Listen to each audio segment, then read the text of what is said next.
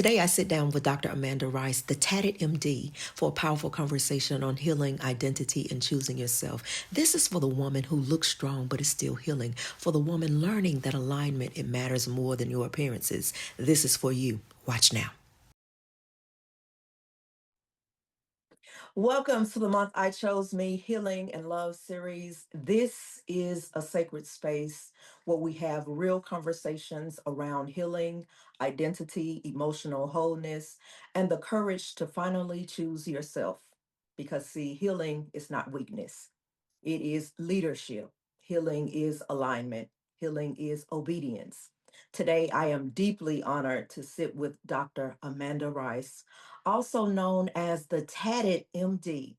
She is a family medicine physician, faith and purpose speaker, founder of Inspiring Impact Consulting, and a powerful voice helping leaders, professionals, and women align with their mind, body, spirit, and purpose. Dr. Rice carries a message of wholeness, resilience, and walking boldly in who God created you to be. Dr. Rice, welcome to the month I chose me. Good morning. Enjoying to be Good here. Good morning. So, listen, before we start talking about healing, I want the audience to meet the woman behind the title. Who is Amanda Rice at the core? Beyond the degrees, beyond the accomplishments, who are you as a woman? I always say the most important thing, of course, is I grew up in an area in Jackson and became very strong in my faith because that's why I grew up in church. My grandfather was a pastor, and so we've been involved in strong in faith all my life. And then as I grew up further, later on, of course, I met my husband in high school, became good friends, and actually we've been together this year be 25 years, and I'm a mom of three. So I'm most proud of that, of course, of being a wife and a mother. And then again, just being a woman of faith. But through that walk, I've always learned as well to try to be an inspiration to others. Starting off with my children, of course, want to be an inspiration to them. And now just carry on to so many people I've met along the way and want to make sure I inspire people and let them realize that regardless of the situation, the obstacles, or whatever you may go through, you can make it. If you just put your mind to it and trust and believe in the process, and of course, trust God through it all. Wow, very powerful. And congratulations on such longevity, in your marriage. I think that is so beautiful. Thank you. Very powerful, very powerful. So, was there a specific season in your life when you realized that your healing was necessary and that it was not an option? I think we have recurrent seasons when it happens. Honestly, probably the initial time was when I graduated from college. Most of Mhm. my life has been based on success initially. So I was one of the top in class in high school, and for the first time, when it was time to enter at the end of my college career, my senior year, I was pregnant, and so that was a new avenue for me, of course. And then for the first time, I saw a denial letter not get into medical school the first time. So those things are reshaped some things that you have a different focus and understanding of what maybe God was trying to do something different. But I realized I had an evangelist aunt who kept telling me, she said, God said you were going to be a doctor, and that's the end Yes. of it. You cannot gauge the timing of what God has. Just follow the path and do the steps that's necessary. So I had to re readjust my own vision about what I thought success really was, and understanding Mhm. that failure helps build that. So, Mhm. of course, I continued to work, got accepted into a different type of program, and got into medical school and finished. And I would say, just along the journey itself, between learning to grow up away from home, being married, and having children, and no family pretty much around, a support system because we were 13 hours away from all our family. And I think another rude awakening literally is once you have children, I tell people when you become a mother, it's a different ball game. Yes. and, and so you had to learn to readjust things as well because the purpose is to raise them to become adults that can handle life, and you become refocused on their goal, of course, and sometimes that takes you away from yourself trying to focus Mhm. on them. And now in a different season of my life, their kids are grown, so now you're trying to refocus on me. Yes. and the time I spent even with my spouse. And so that refocusing probably came the latest in October when I looked and realized I said, you have not taken time for you. And this is the moment you need to refocus. You spend so much energy helping other people, helping other women, mentoring young ladies, trying to be an Mhm. example for patients, being an example for your children, and walking around and being godly as you can, even when you know you were struggling in the back in private. I tell people you show a public smile, and sometimes you're suffering in private, and a lot of people don't even know what you're suffering with. So I had to take Mm. time to step back within myself and learn to find me, and also have some time to actually focus on myself so I could be better at all those areas that I was already doing. And that started October the 1st with a not only a physical transformation, but also spiritually and mental transformation, because I tell them mental is so important. Nothing physical happens until you mentally change your mindset, and you have to have a spiritual journey as well. Hmm. Well, that kind of leads me into my next question, because many high achieving women, we know how to function, but Mhm. sometimes we silently carry weight, right? So you said something that deeply moved me. You said healing is alignment with your mind, your body, your spirit, and purpose, moving in the same direction, right? So, Right. what caused you to realize that alignment was necessary in your life? Many of it is because things didn't turn out still as you get to a place in life, no matter how much you pour into other people, things don't always turn out the way you expect. The example I Mhm. give my is even to our kids. Love them, they do a great job, but you do things for kids, and you look up and they make decisions like we did, and you think, now we told you, we talked to you, we showed you, and you still did what you Mhm. wanted. Yes. So that alignment became more of, instead of trying to speak to people, not only to just tell people what they should do, but also show them. So people pay attention to what you do. They pay attention to how you react when things don't go your way and when things Mhm. go your way. So we like to believe that we are a window, but reality is we have to look in the mirror. And so when I had the opportunity to even look at the mirror myself, it was more of, I have to align with what God wants, and sometimes what God has planned for us is not always in our mind what we think is the path. So we have to follow the path that He has. I think I actually sent a message even to our son today, to saying oftentimes we challenge ourselves based on what we think the path is. And the truth of the matter is, God's path is trying to challenge us to see, I have something different for you. I need Yeah. you to pay attention to that. Mhm. So that just became very important to align myself so I can be a better example, someone that people can come to and understand that the journey is not always the same. I know we always see those two roads that separate, and you see the one that people support you, like as you walking by yourself. And then when you become Yes. successful, the road gets real busy. Uh-huh. And Uh-huh. so people don't understand during that time when you're not necessarily getting supported, you're trying to get to that road. Oftentimes you feel like you're by yourself. And the Yes. point of my own alignment is to realize you're not alone. This is just like what we deal with depression, anxiety. You're not alone. It's so many people that can be there to help you through that journey. And I had to recognize that, like I said, and even my own alignment to help others. Mhm. And that's, to me, that's called a level of awareness, which changes everything for us. The way we Right. look and the way we see everything. Oh man, that level is powerful. So Yes. you said something about healing means I no longer carry what God never assigned to me. So how did you discern what was yours and what was not yours to carry? Learning to recognize that oftentimes we can't move because the weight's too heavy. I refer back all the time to First Peter 5:7, where he said, Mhm. cast your cares upon him. And Yes. so oftentimes we carry loads that are not ours to carry, like literally. And when I give examples is the burdens of other people, like when people come in and tell me about their lives and things Mhm. that are definitely sacred to them, oftentimes I would carry that with me, like, oh my God, I wonder what's going on with so and so, or how can we help them? And granted, you can help people, but Mhm. oftentimes you get so embedded in other people's issues and stuff that you start carrying, you realize how heavy you are. Mhm. And it's hard to move when you're heavy. So Yes, indeed. so one of the things, just learning how to, when it's time to release. So when it's time to, hey, I'll carry this load, and then once I release it, and my release was literally where I took meditation and in prayer, and then I tell people I work out. And oftentimes, my husband and I would get away. I was like, I'm away from everything. I'm gonna take time for us. So Mhm. it's literally an opportunity to find a place to release because you cannot fix anybody else's wound when you're so damaged yourself. Like Mhm. it's a difference between the example I always give a lot, especially being a physician, is there's a difference between healing and covering up.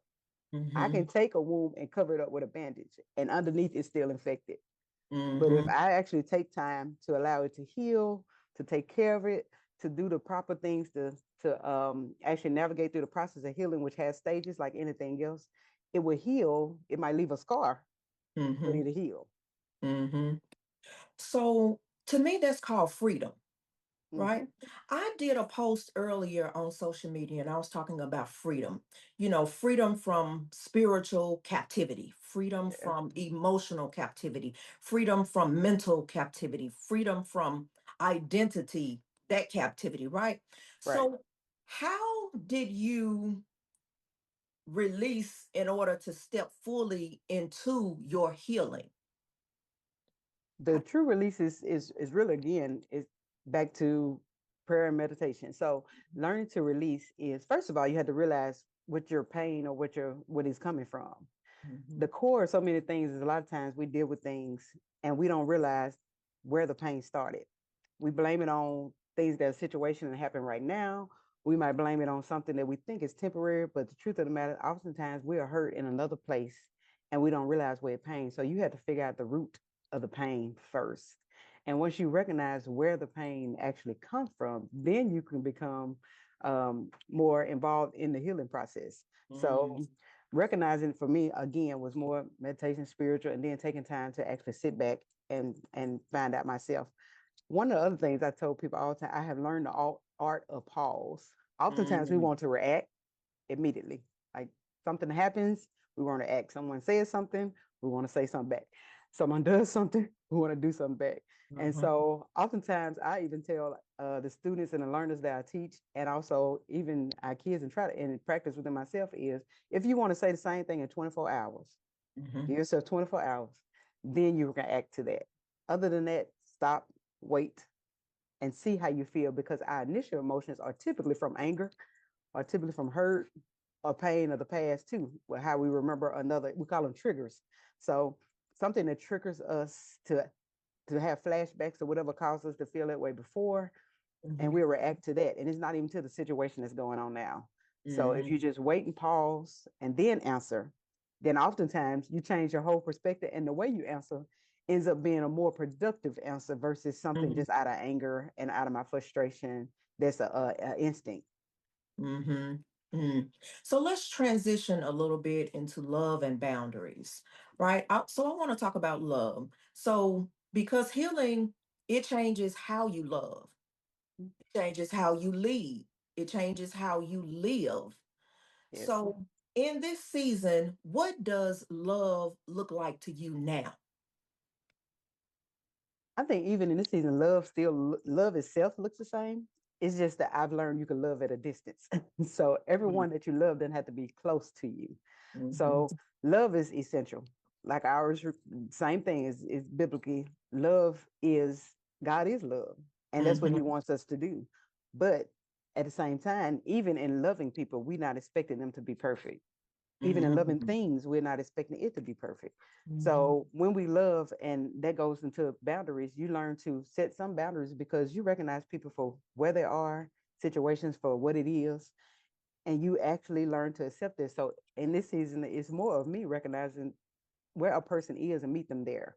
Either I'm going to meet them there, or again, we're going to just love from a distance because Mm-hmm. it goes back to carrying the weight again. I can't carry the weight of your pain and then carry the weight of what I'm healing from at the same time. So if you don't learn how to set those boundaries for your love at that point, then you become weighed down and you not be effective in the things that you do. So Mm-hmm. learning to love from a distance, but then also the ones that are close to you, you love them hard. That's a mature love. I call Yes. that a mature love, yes. So, how did you learn boundaries change the way how you lead and how you serve others in the capacity that you're in right now? I think boundaries, literally, I had to learn it by experience, more or less. Mhm. You learn to set them how you lead, because even when I given leadership, um, whether it's curriculum or courses or talks, learning to recognize who needs to be within that circle and who's outside of circle. Mhm. So when you have a circle, I think I can't even remember if you posted. I saw a post the other day. It might have been one of you all, one of the coaches I know that posted is either your circle elevates you or as a whole. And Mhm. so the reality is if you don't have a circle that helps elevate you and that celebrates you and wants to make sure that you do the best that you do at whatever it is and not jealous of your situation, that Mhm. circle is a hole. That means they're digging one for you. So Mhm. as I learned even in leadership to learn through those boundaries and things like that, you literally learn to have connections. I told it's just like an outlet.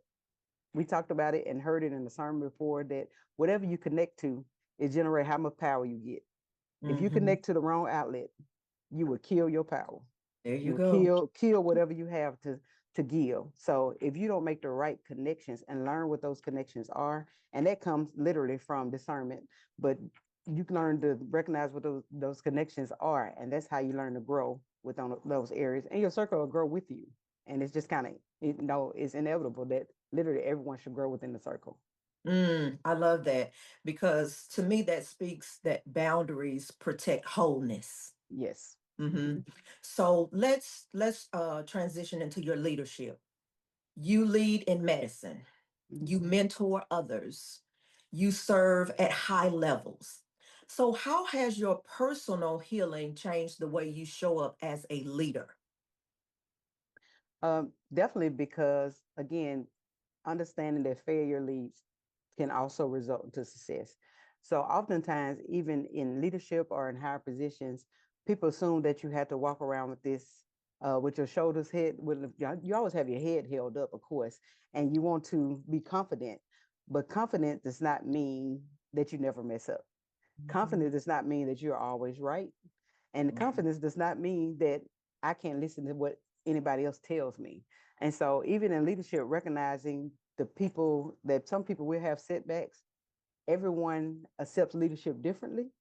Uh, one example that I even give as well, because I played basketball, is I pass a ball to one person and I could throw it like a softball. They're going to catch it. They get it. Mhm. Another person don't have good hands. I had to walk over there and hand it to them. So Mhm. in leadership, you have to recognize in order to help other people achieve those areas, and whether it's when I'm teaching or whether it's in areas at work, everybody to receive that kind of whether it's criticism, feedback, or ways to help them be better in different ways. So you have to recognize, you have to read the room. You have to learn to read the Mhm. room literally, and recognize those people's personalities and characters. But in order to do that, you also have to listen. You cannot know what people are like if you're always talking and you never hear anything. And that goes right on back to I said the act of pause. So in order to listen, you have to be quiet and not forming your next answer. hmm Yeah, it sounds like I heard you say that healed leaders lead differently. That's what I Yes, heard you say. they absolutely. So, okay. So for the person who looks strong on the outside, but they feel misaligned internally, where should they begin? Self-reflection.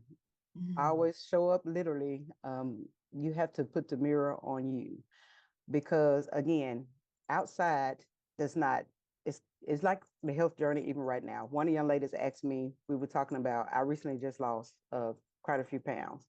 And one of the young ladies like, well, you look much healthier. I said, well, it's not about how you look, because you don't do things necessarily. You want to look good. Don't get me wrong. I like to look cute, make sure we're set up and Yeah. look nice when we walk out. But it's Mhm. not about how you look, because I can look beautiful on the outside and be what for just using layman terms, toe up on You the got that inside. right. so That's right. so you want to make sure you look good, but you also want to be good. You want to be hmm well. And so how do you recognize that? Is you literally just have to look in the mirror. So what triggers me?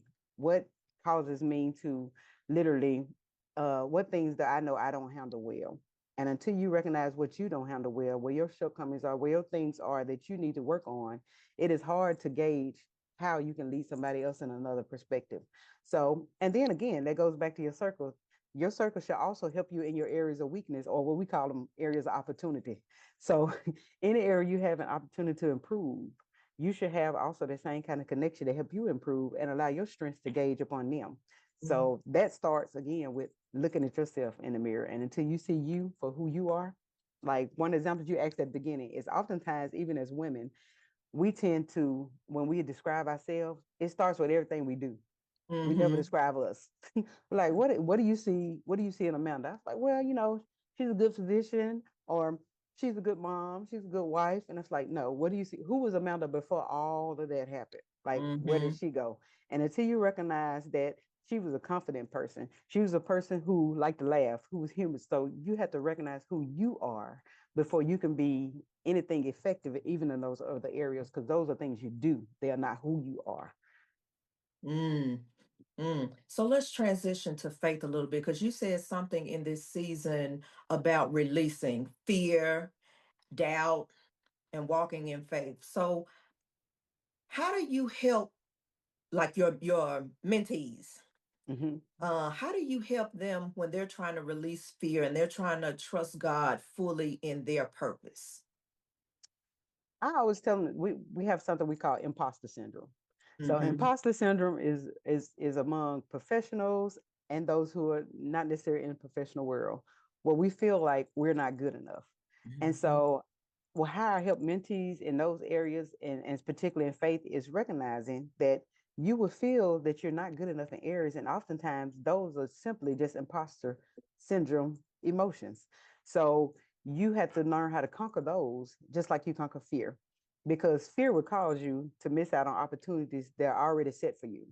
What you don't want to do is allow fear to gauge your path.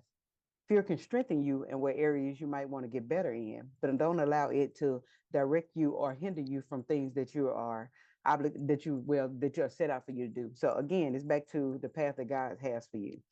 Mm-hmm. Oftentimes when we start businesses, for that matter, when we start school, when we move, we start a relationship, you cannot tell what's going to happen in the future. The only thing you can gauge is your right now.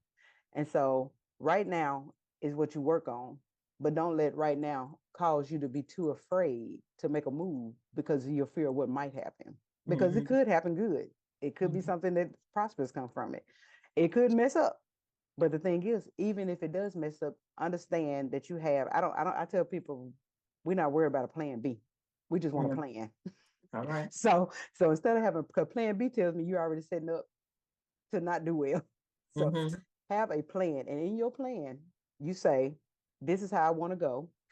If it does not go this direction, then I have two. I tell people it's like a chart. It's literally a diagram where you say yes or no. If it's a Yes. yes, then this is the direction I go. If it's a Mm-hmm. no, this is the direction I go.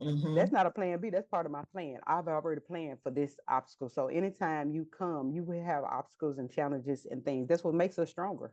So if you Mm-hmm. don't have a challenge, then it's not anything that's making you grow. So you have to literally, even when I say you plant seeds, no seed is planted on top of the ground. It is Mm-hmm. in dirt. And then the Yes. dirt might get muddy. And then it Mm-hmm. has to rain and storm for it to grow. And then something beautiful grows. So at the end of the day, in order for you to plant what you need, you're going to expect some dirt to come. Just be Mm-hmm. prepared for it so you know what to do as far as the growth. Mm-hmm.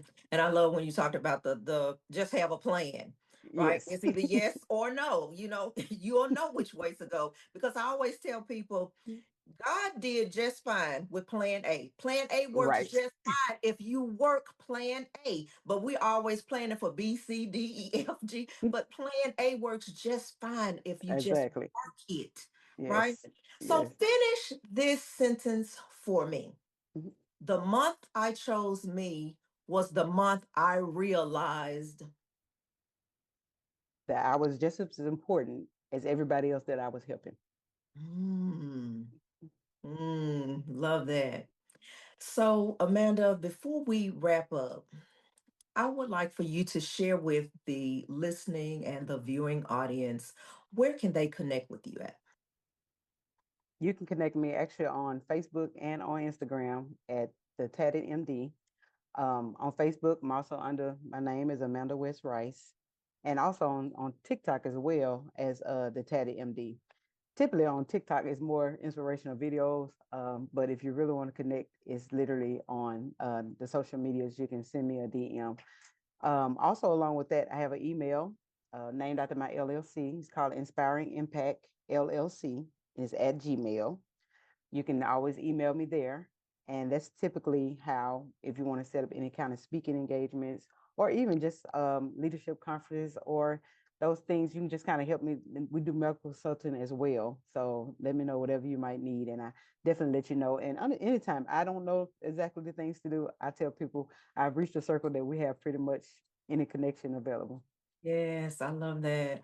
Well, Dr. Amanda Rice, thank you for reminding us that healing is alignment. Thank you for reminding us that we don't have to carry what was never uh, designed for us to carry. Thank you for Yes. showing us what it looks like to lead from wholeness, from faith, from boldness, right? To Right. everyone watching, this is your reminder because I always leave with an affirmation. You are allowed to release. You are allowed to realign with God's purpose for your life. You are allowed to choose yourself again and again and again and again. Because the healing is not selfish, it is sacred. This is the month I chose me, Healing and Love series, and your healing season begins now. I am certified transformation life coach, international speaker, author, and business owner, the host of His Brave, Her Brave, Our Brave. Until next time, I'll see you. God bless you.